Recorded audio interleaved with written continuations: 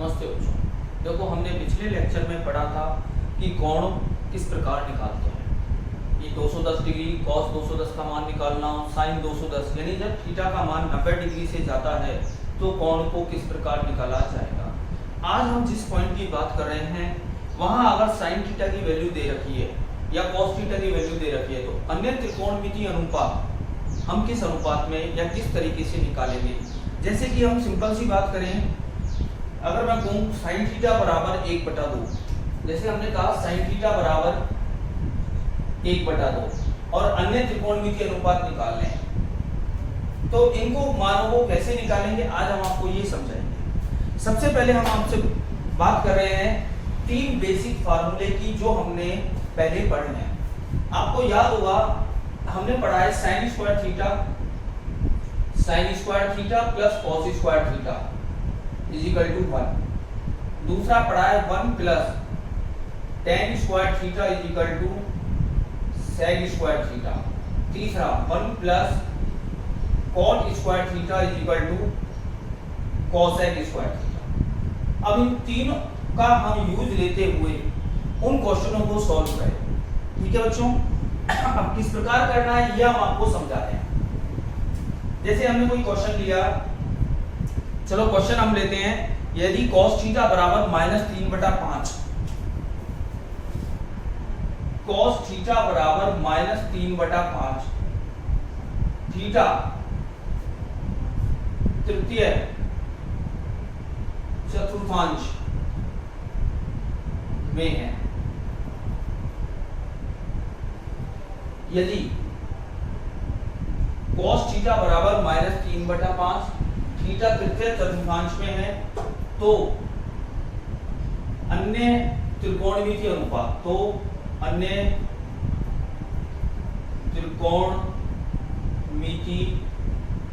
अनुपात ज्ञात करें।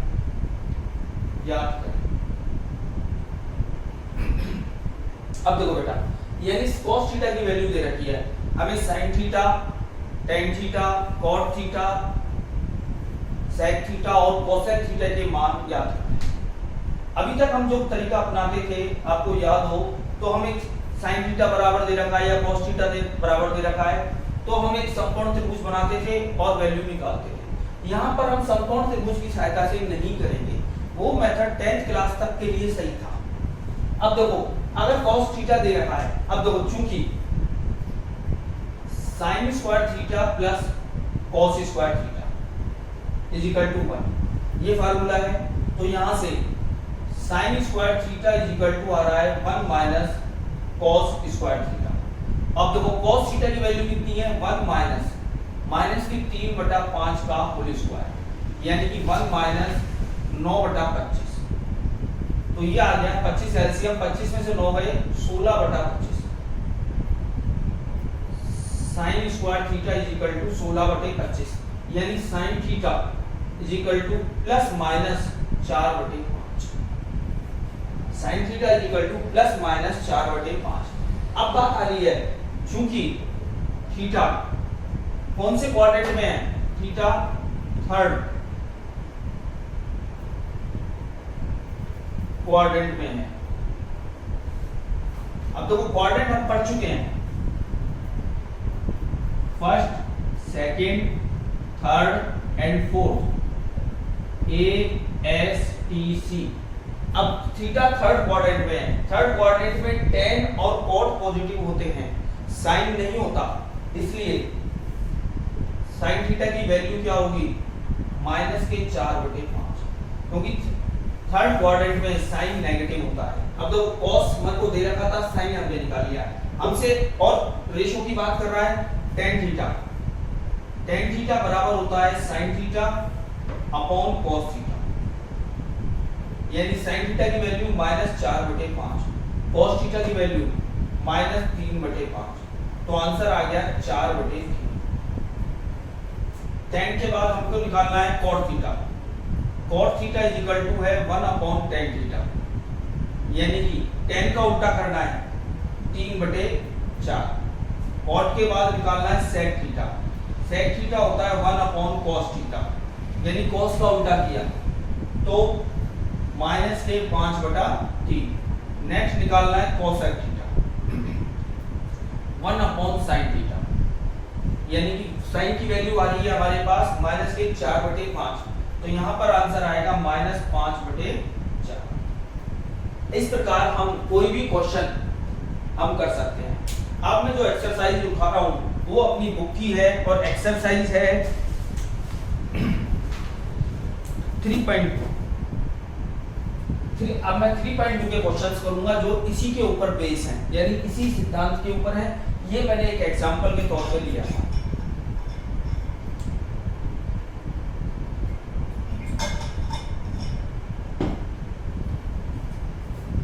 ठीक है बच्चों, इसको रॉक कर दें।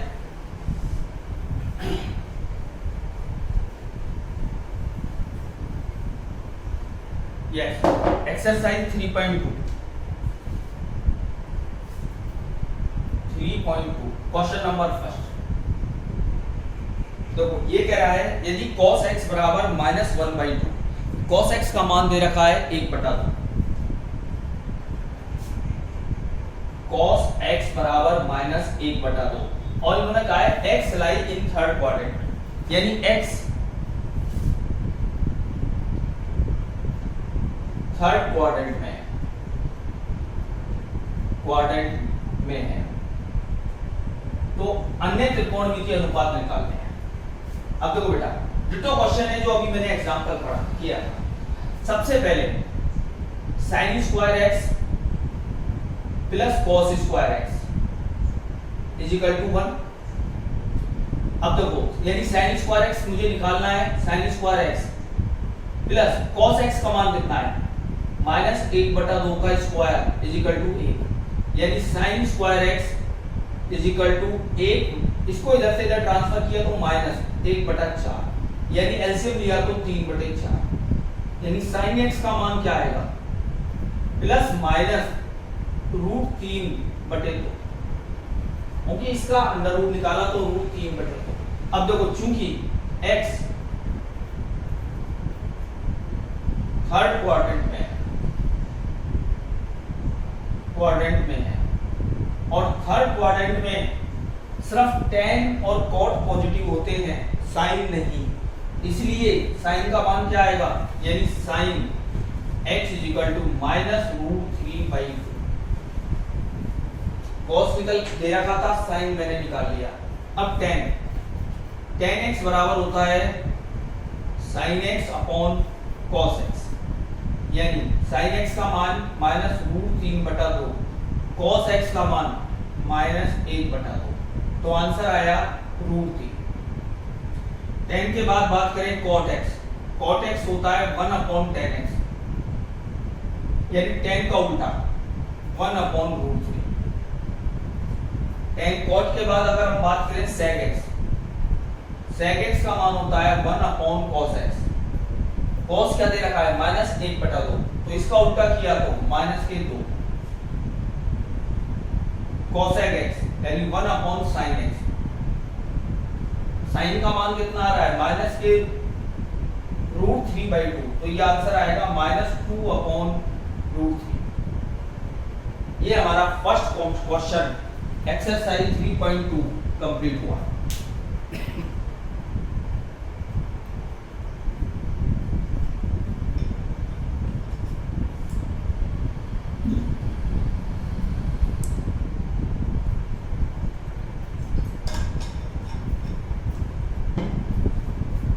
यस, अब हम देते हैं सेकंड क्वेश्चन। देखो बच्चों, सेकंड क्वेश्चन मैं आपके लिए छोड़ रहा हूं, मैं करा रहा हूं आपको थर्ड क्वेश्चन।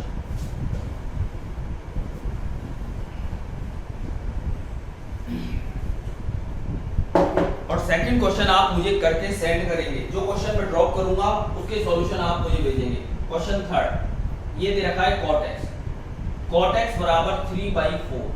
इन्होंने कहा है x थर्ड क्वाड्रेंट में है, x थर्ड क्वाड्रेंट में। अब आप देखें cot x दे रखा है, तो कोई आइडेंटिटी सोचो। अभी हमने जो बताई थी 3 आइडेंटिटी पढ़ रखी हैं, sin square x plus cos square x बराबर 1, 1 प्लस टेन स्क्वायर एक्स बराबर सेक स्क्वायर एक्स। तो कॉट की आइडेंटिटी क्या थी? 1 प्लस कॉट स्क्वायर एक्स बराबर कोसेक स्क्वायर एक्स। अब देखो चूंकि 1 प्लस कॉट स्क्वायर एक्स बराबर कोसेक स्क्वायर एक्स, यानी कि कॉट स्क्वायर एक्स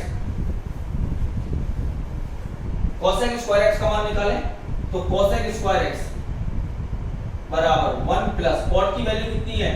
3/4 का स्क्वायर, यानी 1 प्लस 9/16, एलसीएम लिया 16 यानी 25/16। तो कोसेक एक्स कितना हुआ? Plus minus 5/4। अब देखो चूंकि x तृतीय चतुर्थांश में है, थर्ड क्वाड्रेंट में दे रखा है, और थर्ड क्वाड्रेंट में टेन और कॉट पॉजिटिव होते हैं, कोसेक एक्स नहीं है, इसलिए कोसेक एक्स का मान क्या हुआ? कोसेक एक्स की वैल्यू होगी -5/4। अब देखो बेटा कोसेक एक्स निकल गया, चूंकि साइन एक्स का मान क्या होता है? 1 कोसेक एक्स, तो साइन एक्स क्या हुआ? -4/5। अब मुझे चाहिए साइन के बाद cos x। अब देखो cos x का वैल्यू निकालनी है। cos x को हम किस प्रकार निकालें? या तो साइन की वैल्यू से cos x निकालें, या cot भी दे रखा है साइन भी दे रखा है। अब देखो चूंकि cot x = cos x upon sin x, यानी कि cos x का मान क्या होगा? cot x into sin x। cot x का मान कितना है? 3/4। sin x का मान कितना है? -4/5। तो ये कितना आंसर आया? -3/5। cos x का मान आया -3/5। sin निकल गया, cos निकल गया, cosec हो गया, cot हो गया। अब tan x बराबर है 1/cot x, यानी cot x का उल्टा 4/3। sec x होता है 1/cos x का उल्टा। cos का मान आ रहा है -3/5, तो ये आंसर आएगा -5/3। देखिए सारे निकल गए, sin, cos, tan, cot, sec और cosec। बाकी जो ट्रिग्नोमेट्रिक रेशियो निकालने थे वो सारे निकल गए। अब इसको उतार दिया।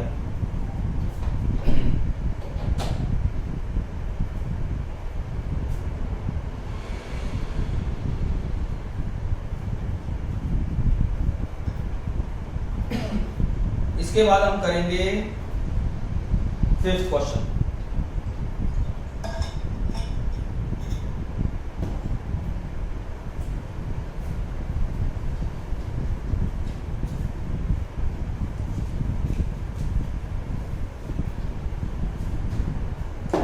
Question number 5।